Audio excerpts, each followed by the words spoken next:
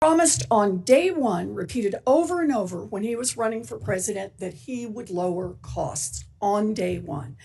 Now that he's been sworn in, grocery prices are up, inflation has gone up, and people are worried that Elon Musk and his Doge hackers are messing with their Medicare benefits and Social Security checks. 1 month in, and Donald Trump has done nothing to actually help families, but billionaires, they're doing great. We need people in this administration who are willing to focus on lowering costs for American families. Now, this committee has jurisdiction over the enforcement of consumer financial laws and the Consumer Financial Protection Bureau. We should be having an entire hearing focused on how President Trump and Elon Musk are trying to sideline the CFPB to make it easier to scam and cheat people out of their hard-earned money. Senate Democrats held a forum about this just 2 days ago and the devastating effect that this con will have on families. On February 7th, Mr. Musk woke up and tweeted CFPB RIP. And soon after that, President Trump, Doge, and acting CFPB director Russ Vought shut down the whole operation, sending employees home, stopping enforcement activities, and preventing the agency from doing its job to help consumers. Over the weekend, news broke that CFPB had been told to abandon its headquarters. The president's actions are illegal, and they will do extraordinary damage to hardworking Americans. Since its founding, the CFPB has returned over $21 billion directly to consumers. It's helped service members who've been ripped off by unscrupulous lenders. It's helped borrowers whose student loan servicers treated them unfairly. It's helped families that have been scammed, and it's helped thousands of Americans that have been charged extortionate fees by big banks and other financial service providers. Nobody is helped by shutting down the agency except big banks, con men, and ripoff artists. Oh, and billionaires like Mr. Musk, who is trying to start a new X money feature on his social media platform. By eliminating the CFPB, he would take the financial cop off the beat. Congress created the CFPB, and no one, not Donald Trump, not co-presidents Elon Musk and Donald Trump, no one except Congress can shut it down. But instead of having a hearing on this subject, we have the CFPB director nominee, Mr. McKernan. He will be squeezed in among 4 nominees, and we will have 75 seconds to ask him what he thinks his job will be if he is confirmed as CFPB director, while Trump and Musk try to kill the agency. We will also hear from Mr. Pulte, the nominee for director of the Federal Housing Finance Agency, or FHFA. I've got some real concerns that President Trump's plans for our housing finance system will raise housing costs for American families, and that Mr. Pulte, if confirmed, will be the one to carry out those plans. FHFA oversees Fannie Mae and Freddie Mac, which helps make sure that families can afford home mortgages. FHFA has helped run these multi-million-dollar companies, but now a group of Trump's billionaire friends are pushing to privatize Fannie and Freddie so they can make billions of dollars for themselves. And in the process, they could jack up costs for people trying to buy a home. This could end up as another Trump administration giveaway for his cronies, great for billionaires, terrible for hardworking people. We also have Mr. Kessler, who has been nominated to a key national security position, responsible for administering and enforcing export controls that are critical for advancing our economic and national security. And we have Mr. Moran, nominated to serve as the president's chief economic advisor, responsible for formulating objective analyses on tax policy, tariffs, and more. Now, I can stretch my 5 minutes in only so many directions, so I'll be submitting many questions for the record, as I'm sure many of my colleagues will be doing, both Democrats and Republicans, and I trust we will not bring anyone to the committee for a vote until those questions have been answered in full. I look forward to hearing from all of you today and appreciate your having this hearing. Thank you, ma'am. I will now swear in the nominees. Will you all please stand and raise your right hand?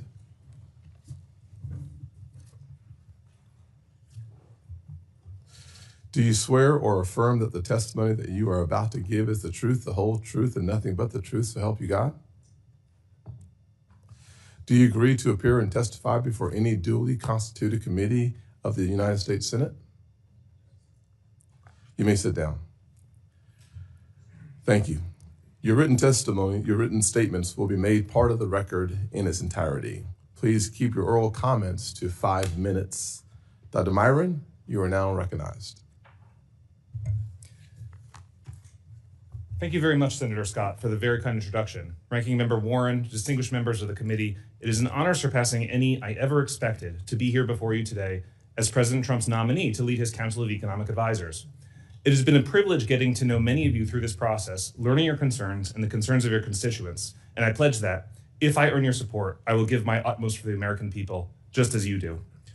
I would like to thank President Trump for putting his trust in me to advise him on the economy, and my partner Brett, our son Judah, my parents Jane and Dan, and the rest of our families for their love and support. I grew up in Rockland County, a suburb of New York City, mostly inhabited by working class people who labored tirelessly to make ends meet on behalf of their families. Rockland is filled with tradesmen and women, honest people, whose work ethic and political priorities I absorbed in my youth. When I think of the hardworking Americans who make this country the greatest nation on earth, I think of those folks, my friends and neighbors. In my family, the call to national service is deep and strong. My grandfather served in the African theater of the Second World War and then worked for 4 decades as a postman. My parents were both civil servants who met each other as employees in the Social Security Administration. Closer to my age, I have 3 cousins serving in the Army and Navy. I know that it is a privilege and an honor to work on behalf of the American people. I began my studies of economics at Boston University and then continued them across the river at Harvard. I completed my doctorate under the supervision of Marty Feldstein, who was himself CEA chair for President Reagan. Marty was a seminal figure, inventing and modernizing the field of public economics. Every time I went to him with a research idea, he would say, "Now, pretend I'm a senator, and explain it to me again, and tell me why I should care." That disciplined me into thinking ideas should only matter to economists if they matter to you, which is another way of saying ideas should only matter if they matter to your constituents. It was, frankly, one of the most useful things ever said to me. Although Marty passed a few years ago, I hope I don't disappoint him or your constituents now. After graduate school, I entered the investment profession, in which I've spent my career, other than my time in public service. My first real job was with a team of currency investors in New York. Nothing will disabuse you of 30% of a PhD faster than having your nose blooded in currency markets, which swing around wildly for reasons a trained economist would laugh at. Working in markets gave me a sense of reality that too many academics lack. People joke that academia proceeds one funeral at a time because there's little to discourage academics from holding on to bad ideas. In markets, if you persist in remaining wrong, you can blow up your portfolio, your career, and your firm. That discipline has helped me shed bad ideas more quickly than I otherwise might have. Working in currencies in 2010, I saw how China's currency manipulation wreaked havoc across our industrial base and stole jobs from your constituents. Appreciating the negative effects on the economy required rejecting a number of the common models of international trade, but academics would take years still to accept the so-called China shock. At that time, some former classmates dismissed my concerns as silly, but from its peak almost a half century ago, the United States has lost over a third of its manufacturing workforce, and too many communities reliant upon those jobs were ravaged. The human suffering involved in such losses is enormous. The experience of an economics profession determined to ignore China's predatory behavior shaped my political outlook. Economists too often disregard national security without pausing to consider that our ability to import would become limited should a war or even something like a pandemic break out. Reality demands that we prepare to defend ourselves should the need arrive, and we need manufacturing capacity to do so. My view is that reindustrializing America is imperative not only for economic reasons, but for national security. Economists must accept that we are a nation with an economy, not merely an economy with a nation. To reindustrialize, policy must focus on making the United States the best place on earth to do business. Anyone considering creating jobs, opening a factory, or innovating should think that America is the obvious place to do it. How can we accomplish that? My view is there are 5 critical steps. First, slash regulations that make it difficult, expensive, and slow to build and hire. If it takes many years and great cost to attain the permits necessary to open a factory, firms will look abroad. Further, every regulation is a compliance burden that inflates the cost of doing business. If only big businesses can afford compliance costs, we'll be left with only big businesses, which entails less competition and dynamism and higher prices. Second, we need to continue reforming and cutting taxes so that workers and proprietors keep more of the money they earn. Third, we need to strategically use tariffs to rectify distortions in the terms of trade that stem from other countries' tariffs and barriers to trade, as well as from our production of reserve assets. Our national security and economic dynamism depend on being treated fairly by other countries who have access to our markets and ensuring that our supply chains are resilient. Fourth, we need to invest in skilling up our workforce for modern manufacturing. Finally, we need to engage in defense-driven industrial policy, directing procurement and R&D budgets to activities useful for modern national security. Such policies gave us many of the critical technologies of the 20th century, the internet, radar, sonar, GPS, and created countless jobs. The president has promised to usher America into a new golden age, and he has the right policy ideas and a mandate from the American people to do it. If confirmed, it will be my job to help him. Every policy I propose will have this agenda in mind. To make progress, we'll need advice from all of you to make sure we are as responsive as we can be to voters' concerns. I welcome your input not just today, but if confirmed, for as long as I may hold this position. Thank you, and I look forward to your questions. Mr. Kessler, please proceed. Thank you, Chairman Scott, Ranking Member Warren, members of the committee. I'm honored to appear before you today as President Trump's nominee to serve as the Undersecretary of Commerce for Industry and Security. I'm deeply grateful to President Trump for nominating me to this important position, and I'd like to thank both the President and Secretary of Commerce Howard Lutnick for their support and confidence. I'd like to take also a moment to acknowledge my family members who are here with me today, my wife, Bethany, my 2 daughters, Diana and Lucy, and my parents, Linda and Craig. I had the privilege of serving in President Trump's first administration as the Assistant Secretary of Commerce for Enforcement and Compliance, after being confirmed unanimously by the Senate. During my time as Assistant Secretary, I was at the center of the Trump administration's aggressive actions to make trade fair and reciprocal. I worked to enforce the trade laws, monitor foreign compliance with trade agreements, and renegotiate international trade pacts that had grown outdated. I was proud to help level the playing field for American businesses, workers, farmers, and ranchers who were injured by unfair trade. After my government service, I returned to private practice as an international trade lawyer. In that role, I've advised clients on today's dynamic geopolitical environment and the changing landscape of international trade and investment rules, including strategic advice on reducing exposure to China and diversifying and strengthening supply chains. The United States' relationship with China and other adversaries is more complex today than ever. America's position as the world's economic and technological superpower is under constant and ever-increasing threat. China's catching up in many cutting-edge areas of technology, including artificial intelligence, quantum computing, hypersonics, aerospace, advanced manufacturing, and others. The United States must respond, and must respond with vision and strength, and I hope to be a part of that response.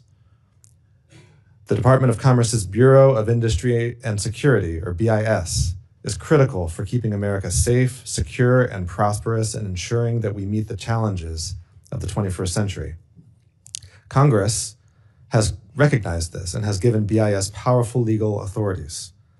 The 2018 Bipartisan Export Control Reform Act gave BIS a broad mandate to protect critical technologies and prevent their export and diversion to America's competitors and adversaries.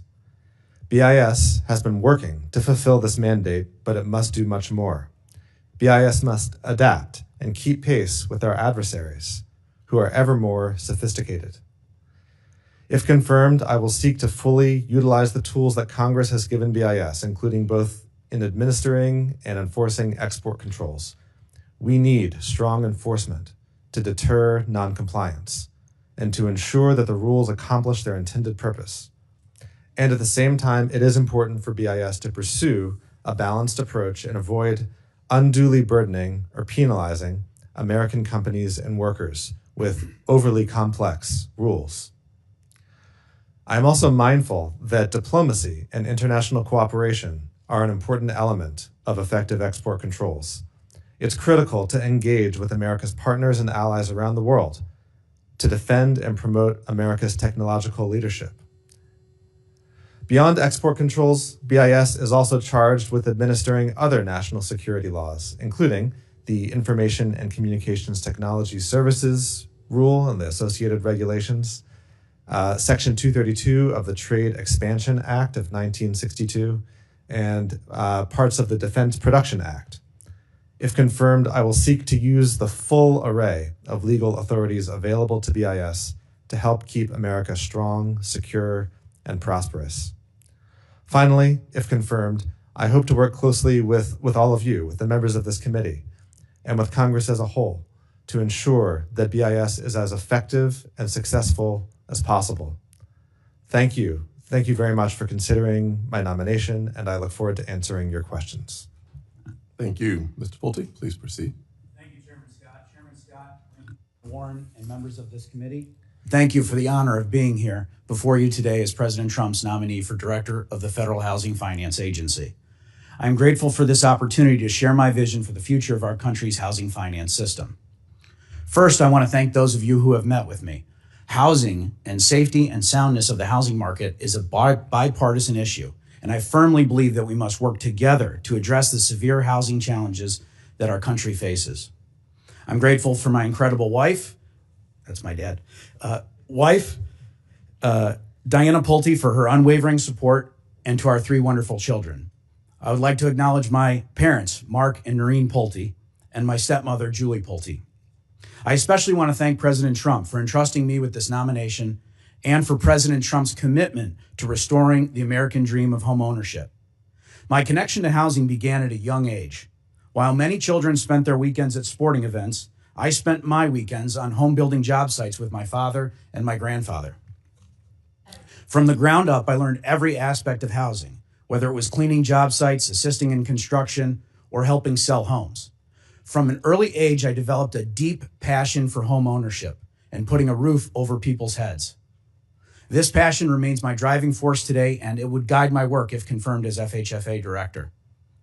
After working for others, I founded my own firm to invest in and manage small businesses. Over years, I've led multiple companies and managed thousands of people. These leadership experiences taught me that strong, effective leadership is essential for success, and that is a lesson that I intend to carry forward at FHFA if confirmed.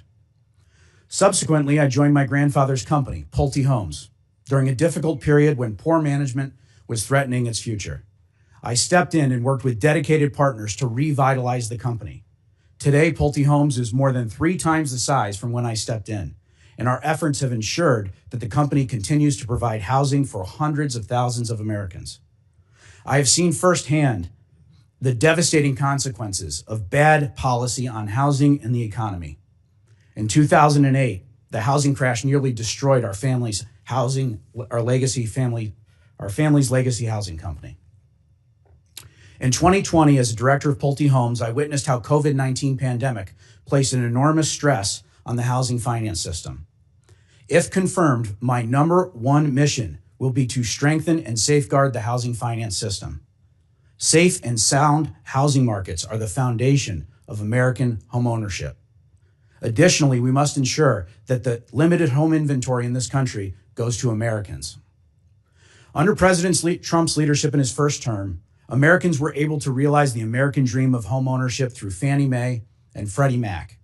And to that end, while their conservatorship should not be indefinite, any exit from conservatorship must be carefully planned to ensure the safety and soundness of the housing market without upward pressure on mortgage rates.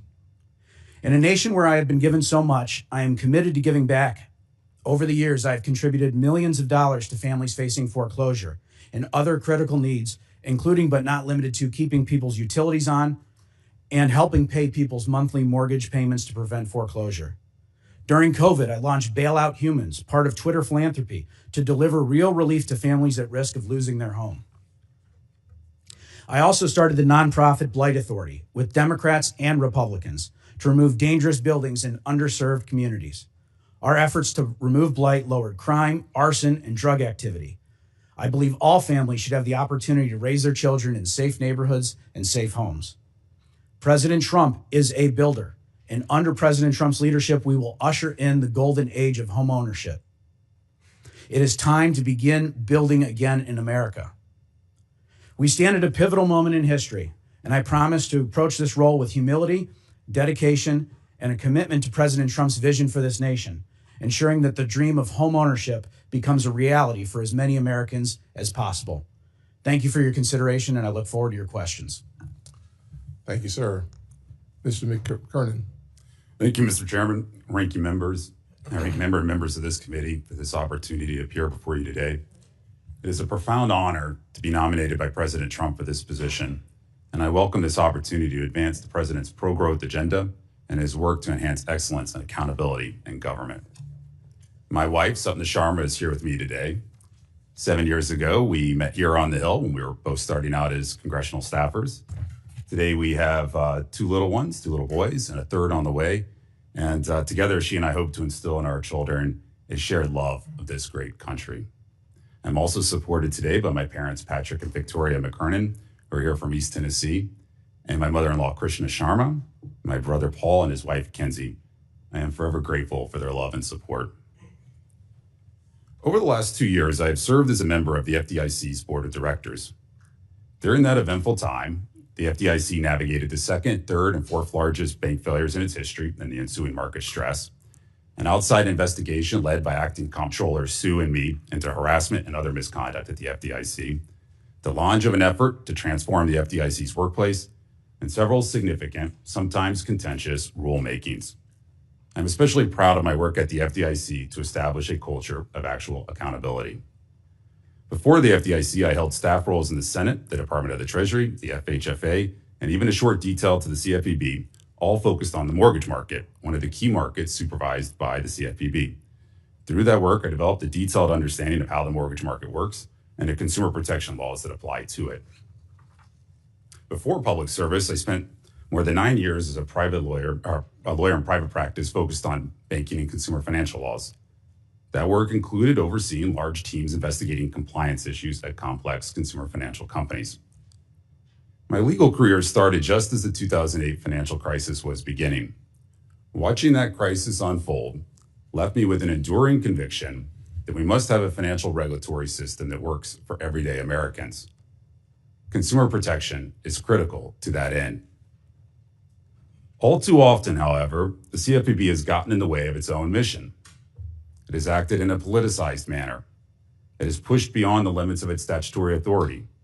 It has seized opportunities to expand its jurisdiction and its power. It has offended our basic notions of fairness and due process when it is regulated by enforcement.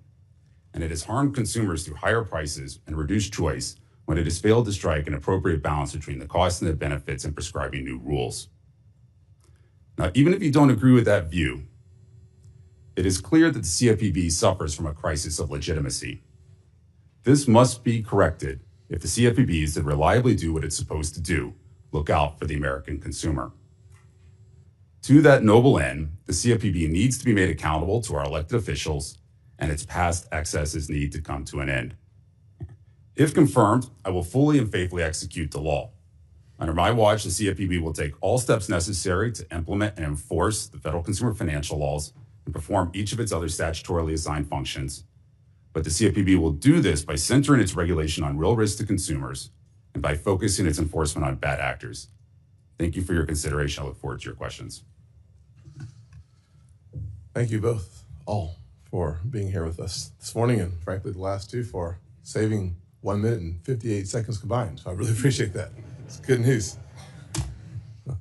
I'm not sure what you'll do with it, but thanks so much for that. Let me start my questions with Dr. Myron. Dr. Myron, obviously, your predecessor, Dr. Bernstein, advocated for extreme policies like the Green New Deal and, frankly, the spending bills, the American Rescue Plan. First bill out of the chute, $1.9 trillion, I believe led to the 9% inflation that we experienced in the summer of 21. How will your recommendations differ from your predecessor? Thank you, Senator. One of the core principles of economic management of the economy is that economic policy should, as economists say, lean against the wind. That means that when the economy is in a rut, policy should support it with some stimulus to get it out of the rut, to boost employment and stabilize, and stabilize the economy. And when the economy is soaring, well above potential where it could be, that policy should hold back a bit, right? Now, if you look at what happened, the story of stimulus and throughout the COVID experience, when Congress passed the CARES Act, the output gap, the size of the hole in the economy, was about 10% of the economy, right? The size of the CARES Act was roughly similarly sized, so that was appropriate. By the time we get to the American Rescue Plan, the output gap is just about narrowed. It's only about a percentage point of the economy. So following it up with another stimulus package of roughly similar size was an economics 101 style error. And of course, the inflation that we experienced was problematic. My advice, if confirmed, will be to follow the traditional wisdom of leaning against the wind. Thank you for being succinct. Dr. Byron, as you know, I'm a huge fan of the opportunity zones. And I think that when you think about the overall housing issue, I think opportunity zones could play a significant role. Thoughts? Thank you. I agree. And President Trump is indeed a strong supporter of opportunity zones, and for good reason. The best available studies to date indicate they've spurred a significant investment into less privileged areas, fast approaching $100 billion, and reached a larger share of the nation's low-income communities than any comparable program over such a short period of time. Indeed, opportunity zones are now reflect 20% of all market rate apartment unit developments nationwide in recent years, in contrast to only 8% before TCGA. We're talking hundreds of thousands of new units. We need more research on opportunity zones and more action extending opportunity zones to help address the housing affordability crisis. Thank you. Mr. Kessler, you and I had a great conversation. I really appreciate your willingness to serve. Talking about American economic supremacy, from my perspective, means that we have to be superior from a technological perspective. How do export controls help us, especially with China, who I would consider they lie, they cheat, they steal, and they take our technologies to use against us? How do we use export controls to achieve our objectives? Well, thank you, Chairman Scott. And yeah, it was a great conversation. I appreciate it. Export controls are one critical tool in America's policy toolkit for ensuring continued technological leadership and technological supremacy. And it's part of the mandate, of course, of BIS to pursue that goal. It's up to BIS to ensure that exports prevent the proliferation of weapons, to ensure that we prevent the terrorists from getting dual-use items, to ensure that America preserves its qualitative military superiority, and to protect the defense industrial base. So all of those goals are things that we have to do with export controls. I think part of the challenge for BIS is to be as nimble as our adversaries, to keep pace with them. Our adversaries are sophisticated and they work hard every day to get around export controls and other rules that America has to prevent them from getting sensitive technologies, and we need to keep up. Thank you. Mr. Pulte, one of the things I appreciate about your background is that you've had generations in housing, even though you're a young fellow. My question for you is, you worked on the Blight Authority, a nonprofit, with Mayor Bing in Detroit, a bipartisan coalition working on behalf of people who desperately needed assistance. How does that inform you about the issues of housing, especially in neighborhoods like the one I grew up in, poverty-stricken, but very smart people, hard workers? Very good question, and you know the issue better than me, but my experience in some of these urban areas is that there's a lot of drug activity, crime, prostitution in the areas that we were in, and our nonprofit, it was a nonprofit, went in and cleared out these abandoned homes and structures. And what it gave me, Senator, was a deep appreciation for every kid should be able to walk safely to school and not be worried about dangerous buildings or being dragged into a dangerous building and the like. So it gave me a very, very deep understanding for ensuring that every American has the opportunity to have a safe home and a safe neighborhood. Thank you. Ranking Member Warren. Thank you, Mr. Chairman. So co-presidents Donald Trump and Elon Musk seem hell-bent on trying to kill the Consumer Financial Protection Bureau. Mr. Musk tweeted CFPB RIP and delete the CFPB. Administration operatives evidently ordered everyone to leave the building and then locked the doors and told people not to do any work anywhere.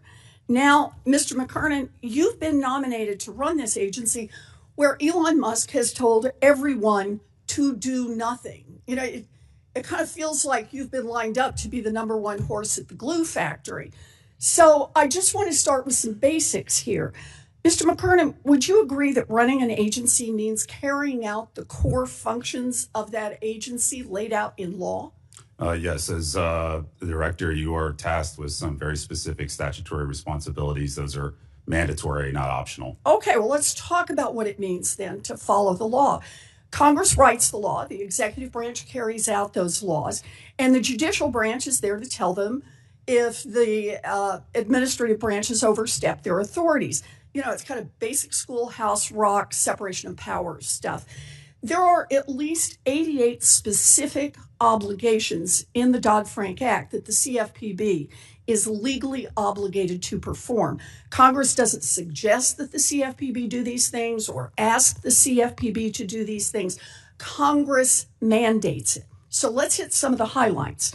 Section 1021 of the Dodd-Frank Act says that the CFPB must, quote, implement and enforce federal consumer financial laws consistently for the purpose of ensuring that all consumers have access to markets for consumer financial products and services, and that markets for consumer financial products and services are fair, transparent, and competitive. Mr. McKernan, if confirmed, will you implement and enforce the law so that everyone has fair access to financial products like credit cards and mortgages? Yes, ranking member, as I said in my opening statement, I'm fully committed to following the law fully and faithfully. That includes performing each of the statutory. What about Section 1013 of Dodd-Frank, which requires the CFPB to maintain, quote, a single toll-free number, a website, and a database, close quote, to collect consumer complaints about financial products or services, respond, quote, timely to those complaints, and share the consumer complaint data with other federal and state agencies? Mr. McKernan, will you follow the law and maintain the CFPB's consumer complaint hotline so that consumers have somewhere to go when they have a problem with their banks or their mortgage lenders? Ranking member, as you point out, both Section 1021C and also Section 1022, or I think it's 1023, both task the CFPB with responsibilities relating to consumers. Those are mandatory. If confirmed, I'll follow the law. Great. Under Section 1013 of Dodd-Frank, the CFPB must maintain an Office of Service Member Affairs for both veterans and active duty military who get cheated, an Office of Financial Protection for older Americans to provide financial counseling and help seniors recognize the warning signs of financial scams, and a student loan office to assist with borrower complaints. Mr. McKernan, if confirmed, do you intend to follow the law and maintain those offices? Each of the offices I think you mentioned is mandated by statute. Okay. It's my understanding those are mandatory. Yes, I'll follow the law. Okay. So we have the statutory obligations. We've got, like I said, we don't have time to go through all 88 of them. But let me ask you, Mr. McKernan, how do you plan to run the CFPB legally when Elon Musk has told every one of its 1,700 employees to do nothing? Ranking member, I'm not sure if I agree with the premise that all employees are told to do nothing. I think, I don't know the nuances. Well, I'm not asking nuance here. All 1,700 employees have been locked out of the building and told to do nothing. And if they hear that another employee is doing something, to report them to DOJ. Ranking member, I don't know the specifics of the mandate, but I'm fairly certain there were exceptions there. Indeed, to get my application processed so I could get here today, my application had to go through the CFPB. So you say somebody's doing something. Okay, let me ask it the other way then. You say you want to follow the law. In order to fulfill the legal obligations of the CFPB, do you commit, if confirmed, as soon as you are sworn in, to immediately lift the stop work order? If confirmed, I'm going to follow the law. The specifics of that, I'm going to have to get advised on the specifics of the situation there. But again, the North Star here is you got to follow the law, fully and faithfully execute the statute. I take that very seriously as a former congressional staffer. I'm an Article 1 guy. I'm going to make sure the CFPB performs each of its statutorily performed You functions. follow the law, then we'll all be good. That was 13 questions in 5 minutes. You did a really good job. Correct. All right. Next would be Senator Rounds. Thank you, Mr. Chairman. Mr. McKernan, I'm going to come back to you in a minute, but at that time, I'm going to ask you a little bit about some of the statutory activity and some of the, what I would consider statutory or activity that was outside of statutory authority, but I'll come back to you in just a minute, sir, and follow up. Mr. Pulte, first of all, to all of you, thank you for offering to do public service. And to your families, because this becomes a huge responsibility and a real time-consuming effort, and I appreciate your family's recognition of that as well. Mr. Pulte, since the global financial crisis, a robust private credit risk transfer, or CRT, market has been a key reform supported by Republicans on this committee and members of both parties. Instituted in 2013, CRT has protected taxpayers, attracted private capital, and provided market discipline to reduce GSE-driven risks. It also plays a crucial role in lowering mortgage costs and preparing for the end of conservatorships. As you work to keep housing affordable and maintain the safety and the soundness of the enterprises, plan for the eventual end of conservatorships, will you commit to supporting a strong CRT market to protect homeowners, taxpayers, and overall market stability? Thank you, Senator, for the question, and I very much enjoyed our meeting. Always good to meet a fellow pilot as well. With regard to CRT, I think it's very important. I think any time that you can take risk away from the taxpayers and give it to the private market is a win. And so I very much enjoyed our conversations about CRT, and I would absolutely look forward to working with you on CRT and make sure that the taxpayers are always at as least risk as possible. Thank you, sir. Mr. McKernan, let me come back to you for just a minute. Given your deep understanding of the Consumer Financial Protection Bureau and its founding principles, you bring a very valuable insight into both its intended mission and the way that it has evolved over the years. In recent years, we've seen the CFPB extend its authority beyond its original scope, creating uncertainty for businesses and financial institutions. With your knowledge, experience, and commitment to fair and effective regulation, you are well suited to lead the Bureau, and until we can ultimately reform the CFPB, I believe you will restore a balanced approach that protects consumers without stifling economic growth. Over the past several years, do you feel that the CFPB has been operated outside of its statutory authority? Yes, Senator, there have been, all too often cases in which the CFPB has acted beyond the statutory authority, and it's, you don't have to take my word for it. You can ask the courts. Once confirmed, what will be your first priority? So I think the way I think about my approach to the CFPB is we've got to refocus it on its mission.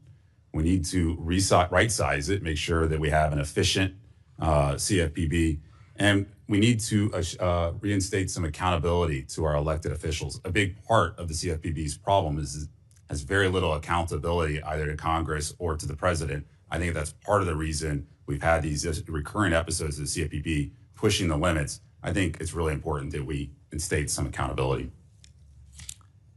Mr. Kessler, the U.S. has spent years tightening export controls on AI chips, yet we just witnessed what may be the most consequential AI export violation in history. In October of 2024, we saw reports from the New York Times that TSMC produced hundreds of thousands of controlled chips for Huawei. This wasn't smuggling, it was an enforcement failure of the Biden administration that could have been avoided by basic due diligence. What will be your approach to setting future export control policy, and how will you improve enforcement and close compliance loopholes? Well, thank you, Senator, for the question. This is obviously a huge concern, both the instance that you mentioned and every instance of China's advancing technology in AI and in semiconductors. It's critical to ensure that we have strong enforcement, that BIS uses the full scope of enforcement and penalty authorities that it has, that we're conducting investigations, working in an integrated way with the intelligence community, with the defense community, to prioritize our enforcement targets, and to make sure that the rules themselves are appropriately targeted to the challenges that we face. So I hope to work on that if confirmed. Thank you, sir. Mr. Moran, I can't leave without at least addressing you and saying I really appreciated our opportunity to visit. Would it be fair to say that one of the best things we can do for the American public, consumers, farmers, ranchers, businessmen, is to bring down the price of interest, or the interest price in this country? Thank Interest you. rates. Thank you, Senator.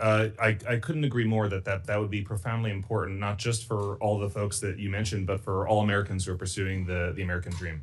Thank you, sir. Thank you, Mr. Chairman. Thank you, Senator Rounds.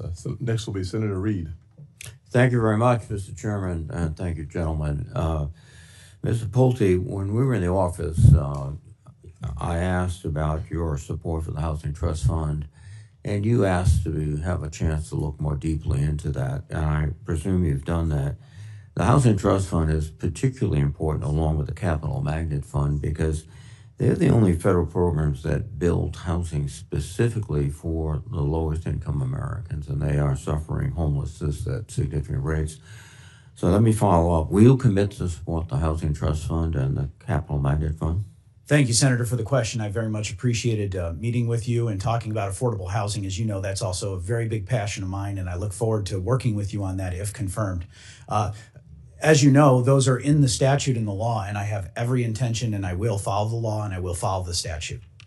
I would hope robustly, too, by ensuring that they're properly funded and deployed aggressively. And I would mention, too, that I think one of the opportunities is to see where is that money going? Are we using the money as wisely as we can? And I think now having a housing and mortgage person in charge of it, we look forward to, if confirmed, going in and seeing where that money is being spent and making sure that as many homes are being built as possible through these funds. Thank you. Mr. McKernan, Senator Warren has touched upon this, but the Military Lending Act is a legislation that on a bipartisan basis I introduced along with Senator Nelson and Senator Talent of Missouri. And it's very important to me because I've had experience in the military and seen soldiers, sailors, Marines, whatever, really exploited by merchants. And ironically, they all seem to be wearing the American flag on that lapel, but that's another story. You reinforce the MLA and make sure it's appropriately enforced, and that means really vigorously staffing and allowing the Office of Service Members Affairs to exist. Senator, thank you for the question. Yes, I certainly would ensure that the CFPB performs its role with respect to enforcement of the Military Lending Act, and also with respect to the Office of Service Members. As you know better than anyone, there is a range of unique issues that pose consumer risks to our service members, with their relocations, their deployments abroad, that can make it very difficult to deal with issues when they have them back home with their bank, with their financial provider. And, they also have unique risks, say, for instance, in the auto lending space, right? The geographic isolation of their base can mean they have fewer options to shop, both for cars and for financing, and that can mean higher costs for service members. So I think these and other issues are very important for the CFPB to continue to monitor and also continue to coordinate with the rest of the governmental authorities on this. And the Office of Service Members has an important role in that. Well, I appreciate that very much, and I know you want to, but you're going to be placed in a very difficult position. Directive vote at the OMB has canceled the lease on the CFPB headquarters, so technically you don't have any place to work. They've canceled contracts for expert witnesses that are in ongoing litigation. They've dismissed cases against predatory lenders, including some cases involving the Military Lending Act. they've essentially tried to lay off the staff. Indeed, President Trump said in the oath of office that the CFPB was set up to destroy people, quote, and that his goal for the CFPB is to, quote, be totally eliminated. He also said that the CFPB staff is a, quote, vicious group of people. So you do not appear to have much presidential support or OMB support, and I have this sinking feeling that you're departing Liverpool on the Titanic. So good luck.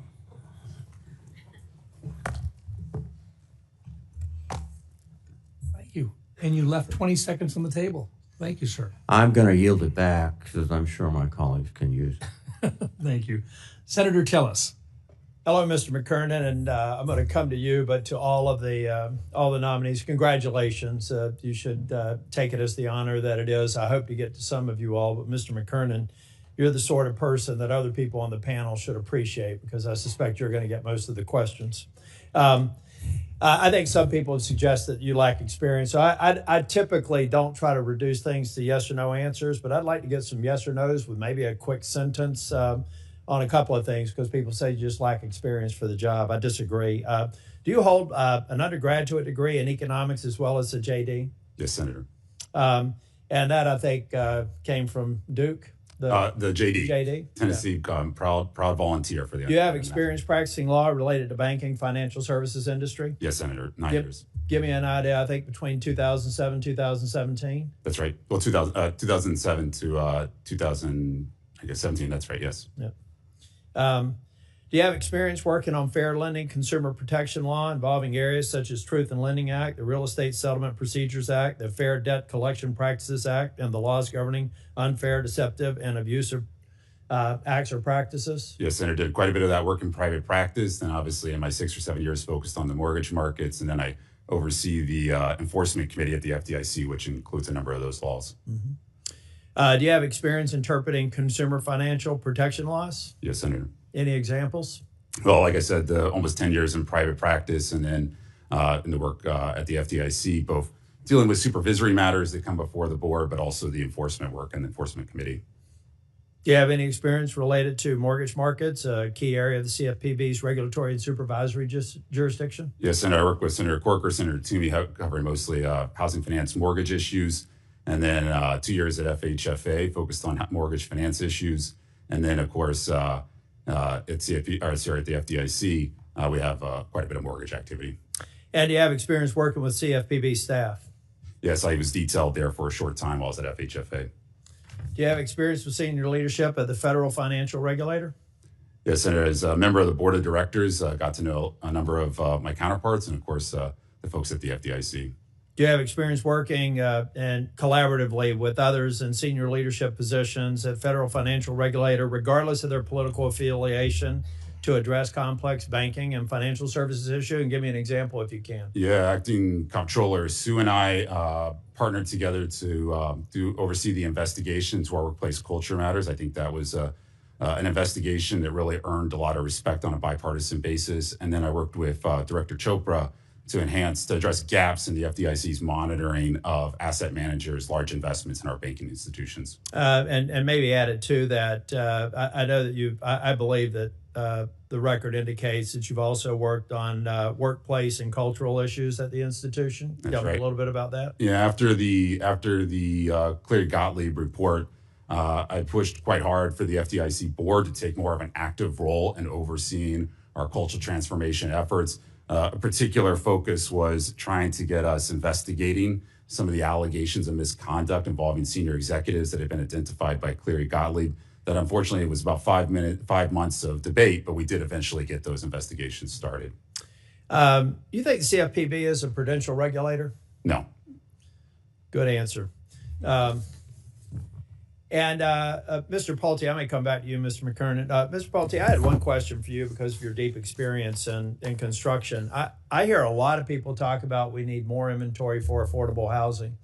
And almost invariably, it's in the discussion about how we need more regulations for housing. How do those two work? and your professional experience, not necessarily in the lanes for the role that you're moving into, but how do those two, aren't those at cross purposes with one another? How can we produce more affordable housing in the context of more regulations? Is that something I just don't understand? Thank you, Senator, for the question. They're almost inversely related, as you pointed out. But obviously, the regulations in some ways exist for a reason. I would say, depending on the municipality, if you look at like the state of Texas, for example, a lot less regulation than, for example, California in some cases. I think one of the beauties of President Trump is that he is laser focused on slashing useless regulations. And I expect him to continue to be doing that. And if confirmed as FHFA director, I'll be looking to do everything that we can while also following the law and the statute. Thank you, Mr. McKernan. Is rulemaking by enforcement an effective way to conduct regulation? No, Senator. Can you give me an example of one example of why that's a bad thing? Yeah, well, it offends our basic notions of fairness. And again, you don't have to take my word for it. You can look to the courts on this. One of the most perhaps egregious examples of the CFPB was where a mortgage servicer, they retroactively applied a new rulemaking that was 180 degrees opposite the prior agency's rule. They applied that rule retroactively beyond the statute of limitations. And when the DC Circuit panel looked at this case, when they looked at this when it was on appeal, and this is a panel, not just one judge, the panel said this, quote, violated bedrock principles of due process, this retroactive application beyond that. This is what's got to come to an end at the CFPB. Thank you. I look forward to supporting all of your confirmations. On behalf of the chairman, Senator Warner. Thank you, Senator Rounds. And I think Mr. Pulte just kind of maybe put the core of everything we're talking about. You know, I'm for getting rid of useless regulations as well.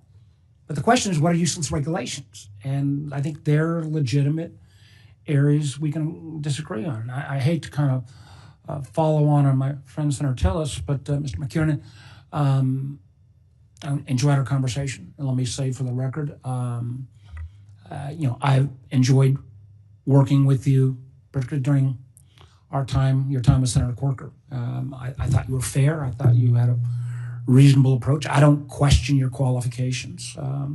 Also worked with you with Senator Toomey.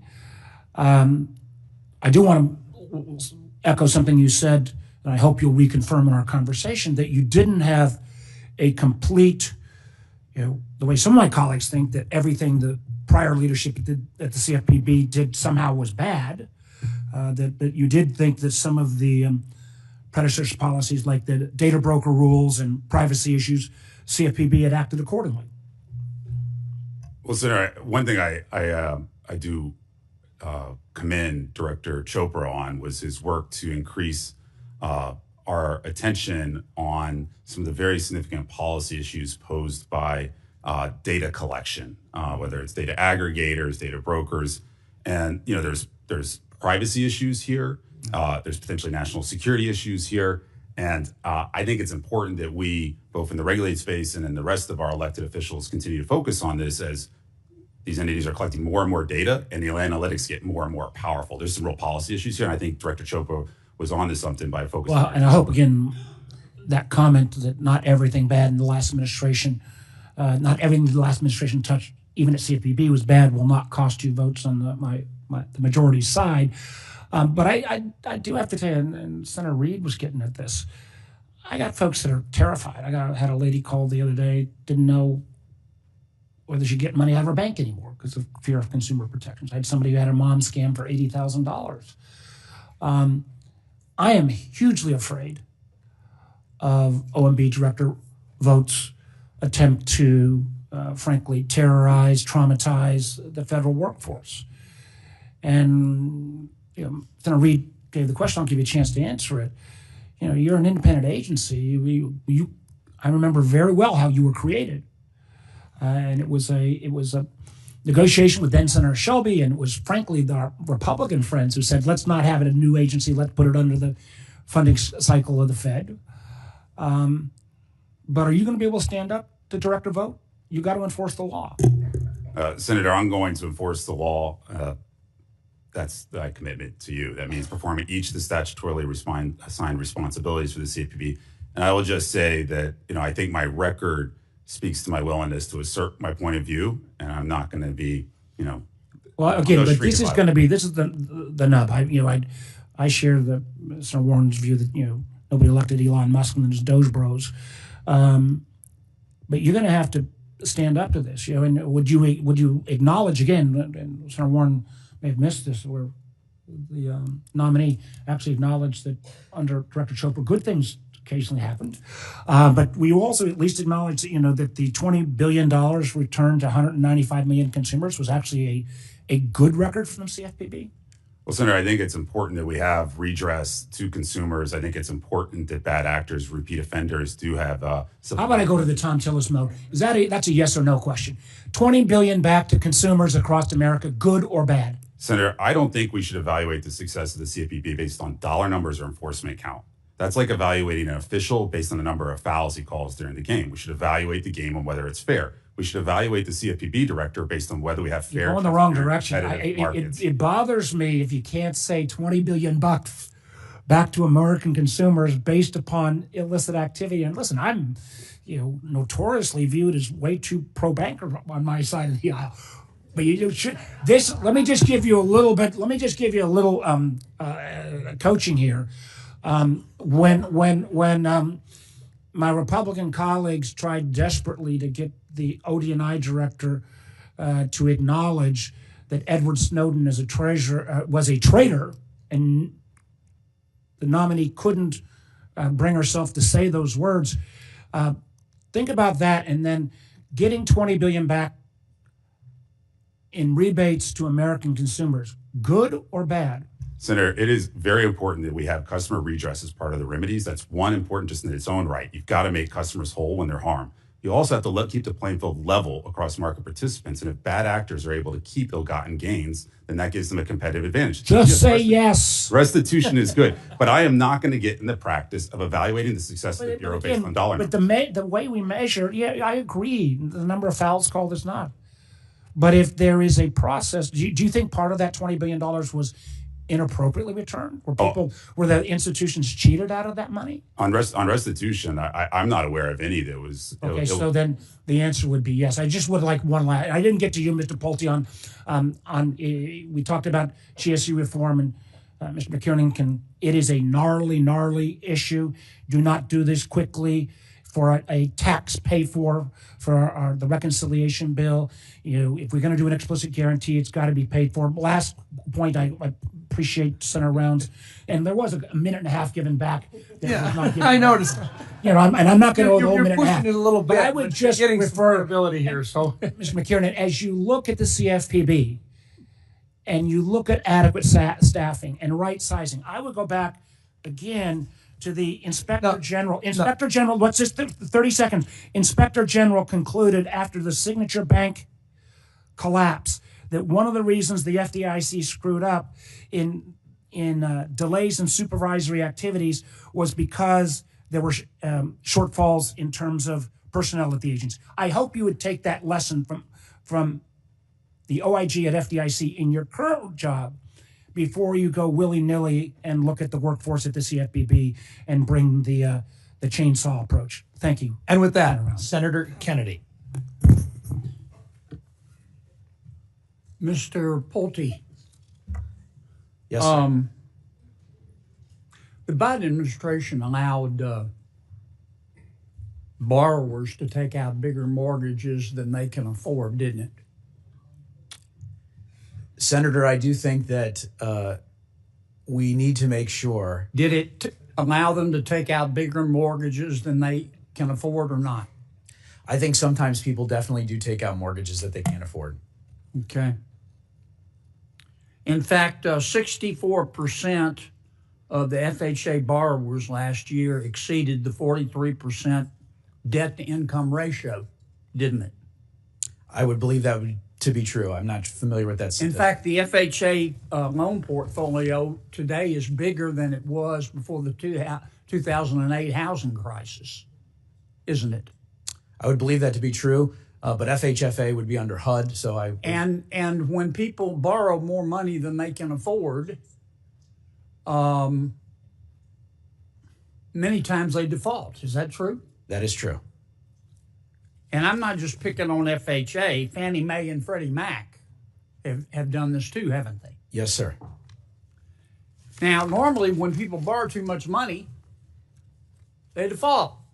But under the Biden administration, they implemented a program where if you're about to default, the taxpayers will pay your mortgage. Isn't that correct? Do you have a specific policy that you're referencing, Senator? Yeah. The FHA instituted a program that pays mortgage servicers to make borrowers miss payments for them. Thank you, Senator, for the question. I'm not familiar with that specific FHA Well, you program. need to be. I would be happy to look into You it and need to get back be. with you. They take taxpayer money, and they give it to people, and it's added to the principal of their home without accruing interest, so that a lot of these folks now have homes on which they owe more money than the home is worth. Yes. You're not familiar with that? Well, I'm familiar with that general concept, yes, sir. And if I was... Isn't it a fact that the FHA made 556,841 incentive payments last year? Sir, I'm not familiar with that exact statistic. FHFA would be under my friend and colleague Scott Turner. Right, and Fannie Mae and Freddie Mac did the same thing, didn't they? They probably did. So we got a house of cards here. It's worse than it was before the 2008 housing crisis. You've got the federal government adopting a policy, don't worry about how much you make. We'll loan you all you need to buy a home. And then when folks get in trouble, the federal government says, don't worry about it. We'll make your payments for you. So you won't default, or you won't have to sell your home. That's one of the reasons housing prices are so high, isn't it? In many ways, yes, sir. And I think that safety and soundness is absolutely critical. Are you going to fix that? I'm going to work day and night, sir. Yes, sir, to work very strongly. I'm going to adopt the Tillis rule. Is that a yes or a no? I will absolutely work on that issue, I promise. I mean, this is absurd. Now, I want everybody who can afford it to own a home. Yes, sir. But if you start giving away money and giving away homes, we're going to have another housing crisis. We can't let that happen. And the numbers are worse today as a result of the Biden administration than they were in 2008. Are they not? I'm not sure which numbers you're specifically referring to, but inflation is way out. I'm referring to the accurate numbers. I believe that the last 4 years have been extremely challenging. Well, I appreciate all that, but don't start talking like a bureaucrat. You're not confirmed yet. We got a problem here. You got to address it. Yes, sir. And I will be laser focused on this issue. And Dr. I can't see that for Dr. Moran. One of the best ways to get down prices is to deregulate, isn't it? Thank you, Senator. I do agree that regulations prevent production, and if we can remove regulations, we can get more production. Well, I'm hoping that you and Russ Vogt will focus, among other things, on deregulation. Now, I know everybody's talking about DOGE and immigration and the war in Ukraine and the Super Bowl, but meanwhile, people are still suffering from high prices. Very predictable, because when you have inflation and you get it down, that's disinflation. But the housing prices, the high prices still remain. It's not President Trump's fault. That's just the way it works. Now, we can make those prices go down, but we have to go into a recession, wouldn't we? Senator, that's one way, isn't it? Senator, I got 30 seconds. That's one way, isn't it? Yes, it's not. Well, but you let Warner go on like a he was wild as a March hare. I'm still letting you go on for a little bit, but okay. Now you're 47. My point is one of the ways to get prices down is to start deregulating. That's a much better way. And I'm hoping the White House is going to get you and Russ Vogt to focus on it. I agree. Removing barriers to the abilities of firms to produce will get them to produce more stuff, lower prices. My work here is done. And with that, Senator Cortez Masto. Thank you. I think First of all, to the panelists, thank you for your willingness to do this at this point in time. It is important that we have people there that understand the background experience of the agency that's needed, but you also have the experience. And welcome to all your family members that have to sit through this. Let me start with you, Mr. Pulte. Can I kind of want to put it back. We got off the rails there for a minute, and I saw you struggling there, and rightfully so. Let's talk about the agency that you are actually nominated for, which is the Federal Housing Finance Agency, not FHA, which you have no control over, but I appreciate you trying to answer those questions. But I do know this, and thank you for meeting with me, because we had a great conversation. And we talked about the fact that under the Federal Housing Finance Agency, there was a comprehensive review of the federal home loan banks. And this is something that I have been following and is important for me and in my state, because we have a housing crisis, particularly affordable housing or workforce housing crisis. And I'm curious now if you've had the chance to review it, and which recommendation from the comprehensive review do you plan to support and implement? Thank you, Senator, for the question. I very much enjoyed meeting with you as well. As you know, the state of Nevada has been very important to our family over the years. The family's legacy company's probably built over 10,000 homes in Nevada. So very much appreciated meeting with you, and think very highly of your staff as well. They care about this issue very deeply. With regard to some of the things that we talked about, I was able to look at some of the material that you prepared. I believe very strongly that we need to follow the law and the statute, particularly as it relates to the federal home loan banks. This is something I also talked about with Senator Warren when I was in her office, was, will the statute and the law be followed? And I think it's very important as it relates to the federal home loan banks. A lot of times people forget about the federal home loan banks because they're so focused on Fannie Mae and Freddie Mac. And I would absolutely work with you on that, and I look forward to doing that. So let me ask you this. Do you support requiring the federal home loan banks provide more than 20% of their net income for affordable housing and community development? Thank you, Senator, for the question. I know this is something that you and your staff feel very passionately about, and I would absolutely continue to work with you on it.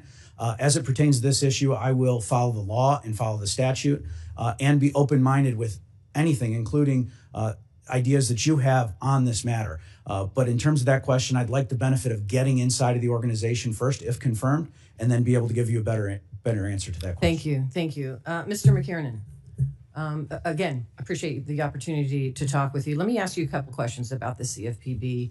Unfortunately, in Nevada, we rank second in financial fraud, and a high percentage of that fraud are seniors.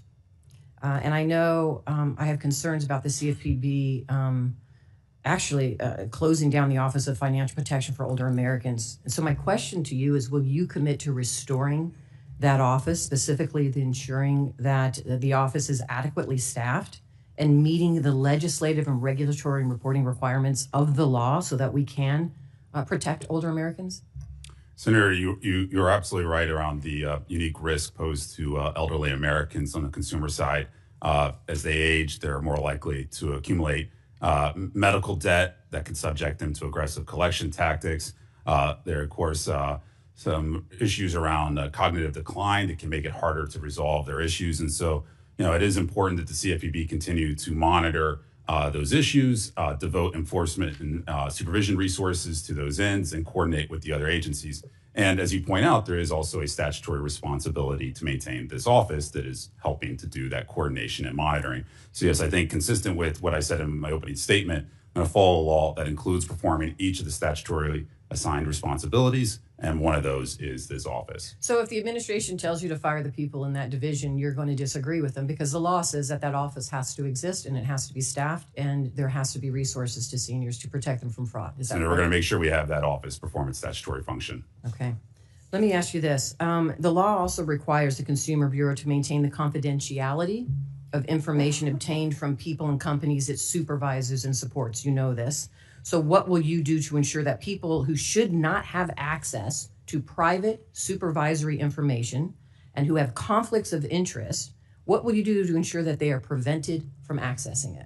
Senator, we're going to implement our policy to protect the security of that information. I think another thing that is important on this note is I would really like to take a close look at how much information the CFPB has still on its servers and whether that's really necessary. There's been a lot of focus on this issue, and I think we need to be focused on both risks, external and internal. we also should be thinking about the risk that China or another adversary get a hold of that information. Yeah, and making it public. Let me ask you this. Do you believe the Consumer Bureau should continue to regulate payment platforms? Senator, we have the CFPB. If I'm confirmed, the CFPB and I will execute on its responsibility to monitor risks under all the consumer financial laws. That's both in the banking system and outside the banking And that would system. include payment platforms. So do you believe that one company with a payment platform should be allowed to access confidential information from the CFPB of its competitors? Senator, I don't know the terms of any, the nature of any such issue. The answer should be no. Right. Right. I'm not sure. That's pretty easy to answer. So that's my concern here. You don't need to study it. I think it's pretty easy to answer that. Yeah. And the question will be, and this is what we talked about, and I think for all of you, what we are looking for, every single one of you have talked about following the law. And that's what I'm hoping you do. And not a rubber stamp to an administration that thinks that they have the ability to disregard the law, ignore Congress and the agencies that we have created and shut them down to the detriment of people in this country. So I am hopeful that you guys are standing guard and you're doing just that. I'll give you a chance to respond if you would like to, or we're going to go on. Senator, I'm fine. Thank you. All right, Senator Haggerty. Thank you, Mr. Chairman. First, I'd like to acknowledge the presence of a fine Tennessean here today. We've got a panel of highly qualified nominees, but in particular, I'd like to recognize Jonathan McKernan, a native of the volunteer state who's dedicated much of his life to public service. And by electing President Trump, Americans have voiced their desire for national leadership that reflects the values and interests of all Americans spread across the heart of our country, not just power centers in our nation's coast. Jonathan's upbringing in East Tennessee and his remarkable resume give me confidence that the CFPB will be in the hands of a leader who will make very good on this mandate. I'll come back to you, Jonathan, but I'd like to start out with you, Mr. Pulte. The FHFA ensures that its regulated entities fulfill their mission by serving as reliable sources of liquidity and funding for housing finance and community investment. If you're confirmed, how will you carry out the mission of making housing more affordable for all Americans? Thank you, Senator. What a great question. And very nice meeting with you and spending some time with you. I think you're exactly correct. I think first and foremost is we need to have a safe and sound market. Obviously, we saw what happened in the housing crisis, and eventually everybody wasn't even able to afford anything. So that's first and foremost is a safe and sound market. The other thing is we need to look out and figure out where we can eliminate waste, fraud, and abuse. I look forward to looking at that, seeing where we can potentially identify things and what have you. The other thing is we can make sure that we are looking at different opportunities to appraise homes properly, or look at manufactured homes, for example. Manufactured homes are very well-built structures.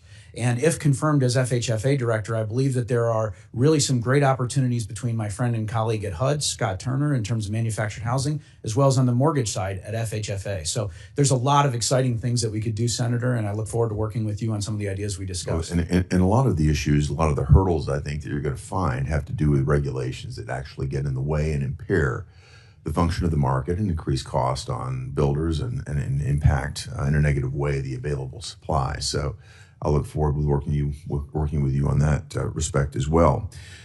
I really want to just emphasize that your private sector insight on these matters is rare, and it's much needed here in Washington.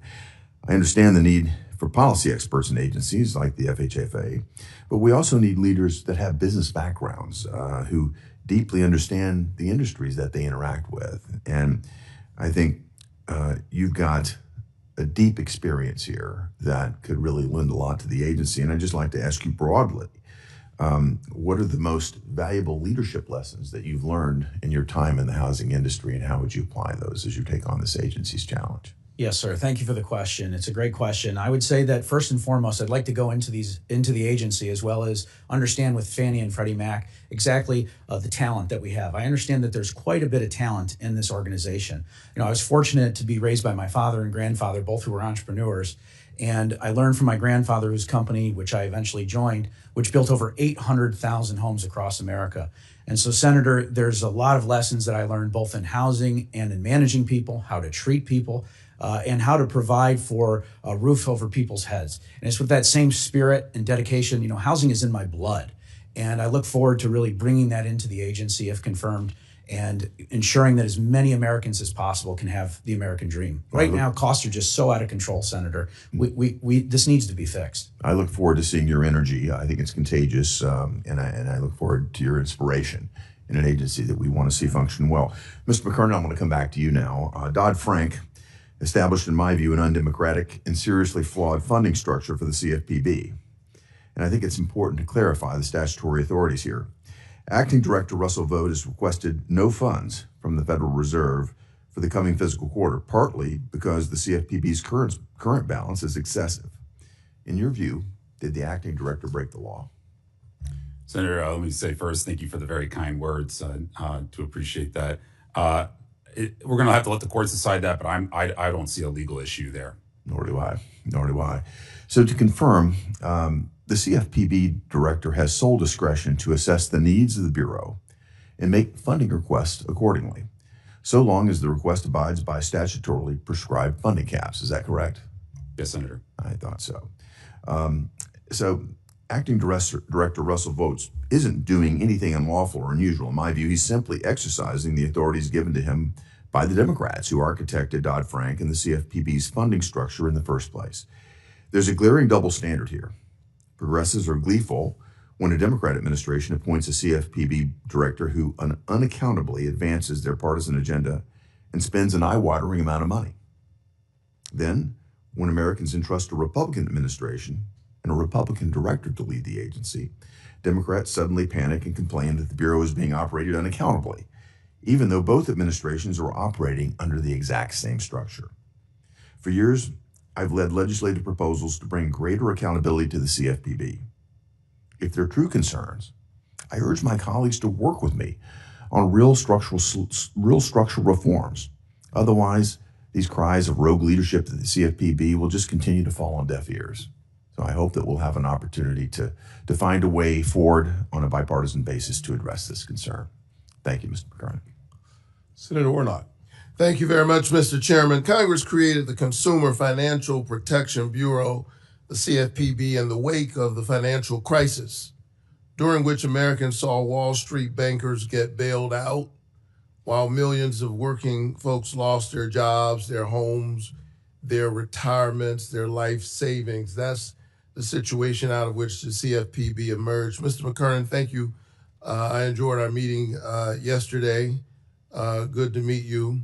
And I want to follow up on our discussion about the Trump administration's efforts to dismantle the CFPB, the agency you've been nominated to run. President Trump has said the CFPB is, quote, a very important thing to get rid of. Yes or no, do you agree with the president on that point?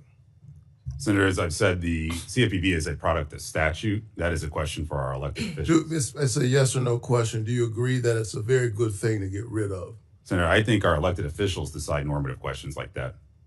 I just execute on the law. You've raised your hand to run the agency. I think you ought to know whether you think it's a good thing to get rid of. Well, I will say this. I certainly think that consumer protection is a very good thing. It's a critical thing. A federal consumer protection role is a very important thing. That's a lesson I learned from my experience in the 2008 financial crisis. We need to have a regulatory system that works for everyday Americans, and that includes a consumer protection function. I'll take that as that you agree with the president that we don't need the CFPB. We need consumer protection, but not the CFPB. Is that your answer? We need to have a strong consumer protection function. So President Trump and Elon Musk have basically gotten rid of the CFPB, which is why the question is so urgent. And the Bureau has seen dozens of key employees fired. They've been told not to engage in its core supervisory or examination duties required by the law, and has even had its physical headquarters closed and locked. I think that's a pretty clear message. If someone closes down the office that you've been nominated to run, with the CFPB effectively eliminated, how on earth do you plan to lead a shell agency that's been completely gutted? Senator, I'm not aware of the situation about the staffing and resources at the CFPB. But what I will point to is just what the administration has said in its filings and some of the litigation ongoing here. And they have said that we are going to have a CFPB that is streamlined and efficient. And quoting, I think, from the brief here, it says a predicate of that is there will be a CFPB. Again, though, this is a question for our elected officials. My job is to follow the law and execute on my mandate. In the last 3 months alone, the CFPB has received more than 80,000 complaints from Georgians, with the Bureau currently seeking resolution to more than 40,000 of those complaints. With the CFPB shuttered by President Trump and Elon Musk, what's your plan to ensure that the Bureau resolves those 40,000 pending complaints from my constituents in Georgia? So like I said, the consumer complaint function is a statutorily required function. That's in 1021C. And so my mandate, if I'm confirmed, is to fulfill faithfully, fully that statutory mandate. Mr. Pulte, when we met in my office, thank you very much, Mr. McKernan. When we met in my office, we discussed the issue of appraisal bias, the disturbing trend of homes with Black or Latino residents being systematically valued less than homes with white residents. This is pretty well documented. And, this is discrimination that denies these families the wealth and home equity they've worked hard to earn. As I said to you in my office, this is real money. You think about the value of the most important asset that most people have, literally to have its appraisal depend on who opens the door is unconscionable. And we agreed that data on home appraisal bias is economic data, and that you are a proponent, you said, of transparency and publicizing such data. Do you still believe that? Thank you, Senator. My recollection of the meeting is that I would like to get inside of the agency and understand exactly what specific data you're looking at. But generally speaking, I'm in favor of all economic data being looked at before saying whether or not something should be released. Having said that, transparency is a hallmark of what I've done. And as it pertains to appraisals, especially with the populations that you're talking about, my experience in Detroit is very relevant. And I very much understand the issue, and I would look forward to working with you if confirmed. So under the Biden administration, the Federal Housing Finance Agency, which you've been tapped to lead, helped lead an interagency working group to address appraisal bias and provide more public data on the issue to shine a light on this problem. Should FHFA continue to play a role in addressing appraisal bias? I think that's a yes or a no answer. Thank you, Senator. Appraisals are absolutely critical, and if confirmed, I look forward to working with you on that issue and understanding. It's good to hear your answer. I just want to make sure that I respect the time. When HUD Secretary Turner sat in my office, he said that he expressed genuine interest in learning more about appraisal bias, but on his first day as secretary, he deleted all public-facing information about HUD's previous work to tackle appraisal bias. Mr. Pulte, if confirmed to lead FHFA, will you commit to maintaining all data, publications, and other materials concerning appraisal bias on the agency's public-facing website? Thank you, Senator, for the question. Again, I'd like the benefit of getting inside of the agency. I'd like to work with you on this. I'd like to work with your staff on this. I know this is something that you're very passionate about. You know, my family's legacy company is based in Georgia. Atlanta's been very good to our family. Love to come and take you up on your offer to visit your church. I'd very much like to work with you on this, but I'd love the benefit of being inside of the organization before giving you definitive answers one way or the other. Thank you. Thank you. Senator, who's next? Thanks. Thank you, Mr. Chairman. Mr. Pulte, I'll start with you since you wore such a great tie this morning. I couldn't be more proud of President Trump to nominate you. Your background, your experiences are perfect for this job, the insights that you bring to it. You might know that under the Biden administration, they enacted some policies that I think were really bad, sent a really bad signal to working class families. Let me talk about one of them. Under the Biden administration, they changed the formula for the loan level price adjustment fee that screwed families with good credit scores to subsidize more families with bad credit scores. And I wonder what message does that send to people who work hard, who pay their bills on time, who are doing all the right things? What message would that policy have sent to them? Thank you, Senator. It's a great question. Loan level price adjustments, pricing is essentially what I view it to be. I believe generally should be priced on risk. Now, having said that, I think that it's something that I'd like the benefit of, if confirmed, going into the agency, understanding it, understanding specifically with the data inside of the agency before I give you a definitive answer on what, if anything, should be done. But generally, I believe that pricing should be done on risk. That's how we avoid another 2008 or housing crisis, is we got to ensure the safety and soundness of the housing market. Yeah, fortunately, the Biden administration, on the way out the door, they ended the policy in December. But I hope that we never allow something like that to happen again. I mean, it's a bad signal to send to hardworking families that who do the right thing, and that they would be punished for it. So I appreciate your commitment to look at that and make sure that we don't bring back bad policies like that. Dr. Moran enjoyed our visit in my office a few weeks ago.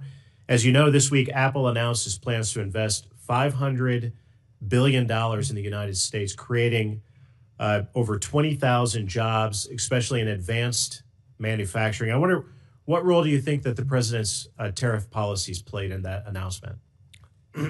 Thank you, Senator. And yes, I very much agreed the opportunity to discuss these issues with you in your office. I think the president's policies played a very large role in such an announcement. The president has been very clear that he's not going to stand for asymmetric trade relationships in which we give unfettered market access to our consumers to other countries and they don't reciprocate.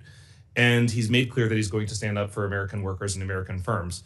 And I think that his very clear willingness to do so is incentivizing not only investment in the United States from companies like Apple, but also other countries, sort of beginning to make concessions on national security and on trade as well, even preemptively before any threats have been made. Why do you think so many economists tell us the opposite, that tariffs are going to cost us jobs in the U.S., and yet this announcement sort of proves the opposite? Thank you. Thank you, Senator. I think the reason why most economists view tariffs as being unhelpful is because of a quirk of the modeling methodology, where they basically assume that trade deficits, balance out to zero over the long term. But that really hasn't happened in recent decades. So clearly something is wrong with the assumptions underpinning these models.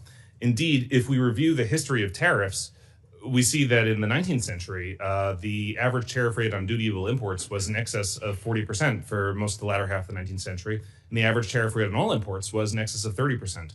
Nevertheless, this was a period of extraordinary economic transformation in the Industrial Revolution. Even after World War II, the tariff rate on dutiable imports was in excess of 30%, again, a period of very strong economic growth. It wasn't until the 1970s until we really get to the period of very low tariffs beginning. And coincidentally, that coincided with the reduction in growth rates. Now, I don't want to claim that correlation is causation, but nevertheless, the historical record is very clear that the American economic story has seen periods of high tariff rates coincide with extraordinary economic success. So there's nothing in the historical record that would say that it's impossible to have a fabulous economy with high tariffs. Those jobs were either going to go to China or the United States, because President Trump and these policies, they're coming to the United States. So it speaks for itself, and I'm very proud of that. Really quickly, Mr. Kessler, Communist China has built too many weapons using stolen American technology, and BIS oversees export controls, which are supposed to stop the PLA from getting its hands on sensitive technologies like bioweapons, ingredients, or cutting-edge chips. But career bureaucrats over the years at BIS have rubber-stamped deals for decades to send some of our most important technology to China. What can you do to stop that? Well, thank you, Senator. I will not rubber stamp deals like that, and I will make sure that we scrutinize any request along those lines very carefully and make sure that every action that we take is consistent with our national security priorities. Thank you very much. Look forward to working with you on that. Mr. Chairman, I yield back. Thank you. Senator Smith.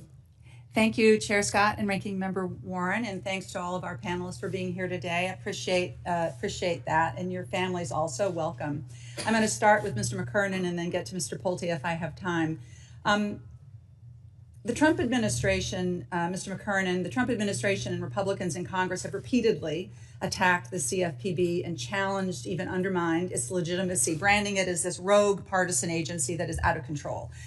President Trump and Republican colleagues, and I think even you, have said that the CFPB faces a crisis of legitimacy. And yet it seems to me that this crisis is caused by people all the way up to the president, undermining legitimacy of the CFPB and then declaring that it's not legitimate. This is a bit to me like an arsonist starting a fire and then yelling fire. So, Mr. McKernan, you are in an unenviable position. You have been nominated to lead an agency that your bosses have said should be killed off.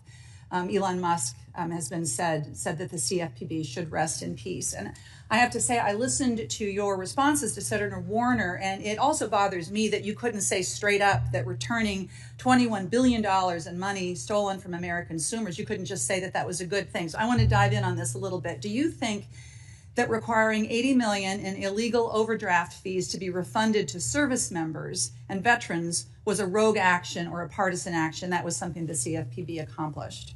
Senator, I'm not sure which action you're pointing to there.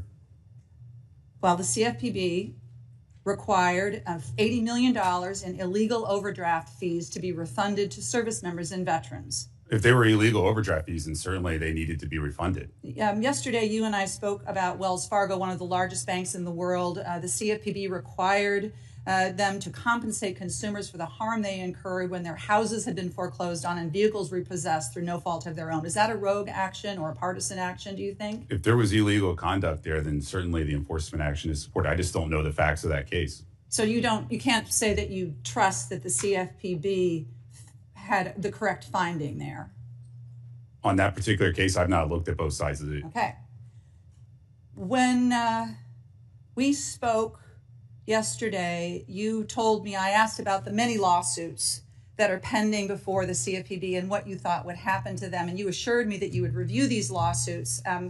We are just learning during this hearing that the CFPB just dropped a bunch of lawsuits, including the one against Capital One, which was for ripping off consumers to the tune of $2 billion by steering consumers, their customers, to lower interest-bearing accounts. So during this hearing, I guess Elon Musk or Russell Vought or whoever is in charge is saying that they're going to drop these lawsuits.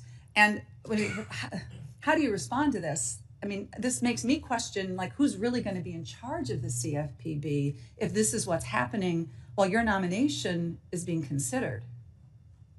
Sure, Senator, I'm not sure I understood the question. My question is, who's going to be in charge here? Senator, if I'm confirmed, I'm the director.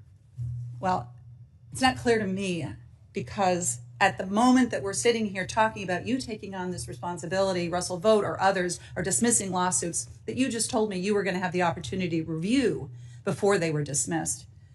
Mr. Pulte, I want to follow up on a conversation that you and I had about the rising cost of housing, something that I appreciated our conversation. A big driver of this rising cost is the cost of insurance caused by extreme weather events, all these terrible storms.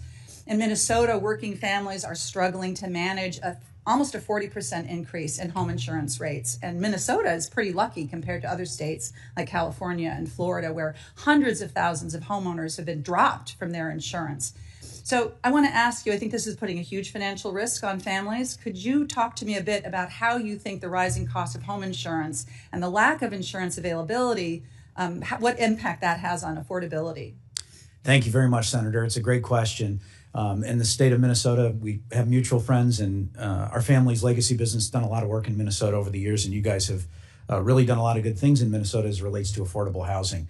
With regard to your question on insurance, the FHFA is somewhat limited in terms of its jurisdiction. I will just make a general comment, however, that the cost of insurance is insane in this country, and to the extent that FHFA can play any part in thoughtfully reducing insurance costs, which I'm not so sure it's totally within our jurisdiction.